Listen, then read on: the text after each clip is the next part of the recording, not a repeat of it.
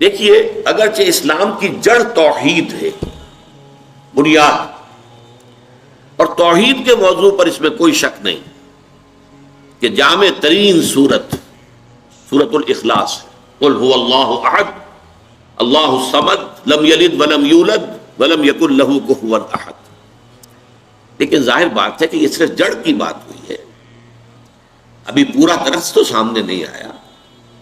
اس پہلو سے ایک خاص اعتبار سے یقیناً عظیم ترین سورت جو ہے سورہ اخلاص ہے، ہمارے دین کے جو جڑ ہے، ایمان کی جو اصل بنیاد ہے، توحید۔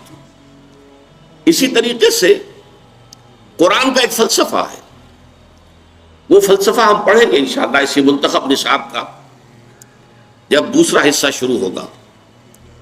اس فلسفے کے اعتبار سے عظیم ترین سورت سورۃ الفاتحہ ہے، لیکن ظاہر بات ہے کہ فلسفہ اپنی جگہ پر بڑی اہمیت کا حامل ہونے کے باوجود جب ہم دیکھتے ہیں سورۃ العصر کے اعتبار سے تو وہ ایک جز قرار پائے گا، وہ ایک پہلو ہے، اس کے اعتبار سے یقیناً اور عظمت اس کی ہے۔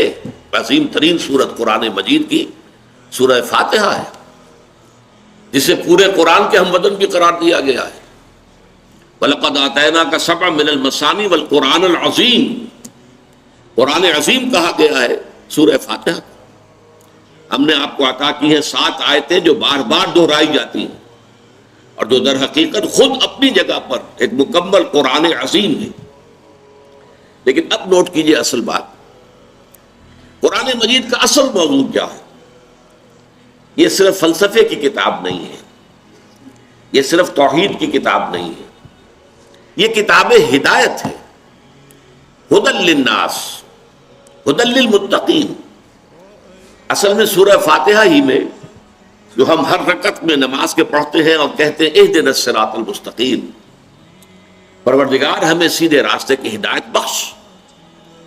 وہ صراط مستقیم کیا ہے؟ اس صراط مستقیم، اس راہ ہدایت کے اعتبار سے جامع ترین سورت یہ سورۃ العصر ہے۔ صراط مستقیم، اس کے سنگ ہائے میل کیا ہے؟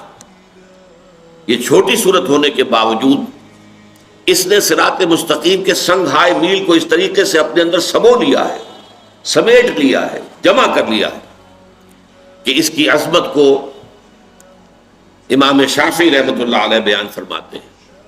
اب دیکھیے، میں ان کا قول نقل کر رہا ہوں، ائمہ اربعہ میں سے بہت اونچا مقام ہے امام شافعی کا، اگرچہ امام اعظم ہمارے نزدیک فقیہ ہونے کے اعتبار سے اور اسلام کے قانونی پہلو کے اعتبار سے سب سے بڑا جو مقام سب سے اونچا ہے وہ امام ابو حنیفہ رحمۃ اللہ علیہ کو حاصل ہے۔ لیکن واقعہ یہ ہے کہ بعض اعتبارات سے امام شافعی کا رتبہ بہت بلند ہے۔ ان کی تصنیف کتاب الام بہت ضخیم اور آج بھی وہ بڑی عظیم عظمت کی حامل مانی جاتی ہے۔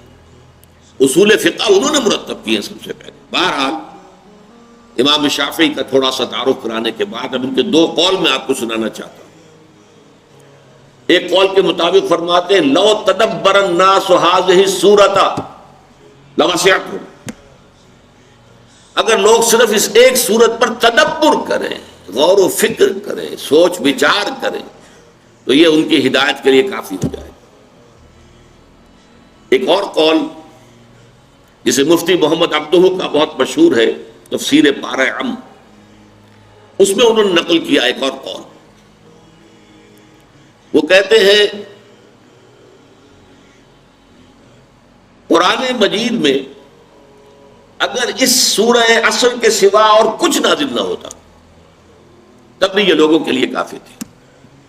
لو لم ينزل من القرآن سواها، اگر قرآن مجید میں سوائے اس ایک سورت کے اور کچھ نازل نہ ہوتا لکفت الناس، یہ لوگوں کی ہدایت کے لیے کفایت کرنے والی سورت ہے۔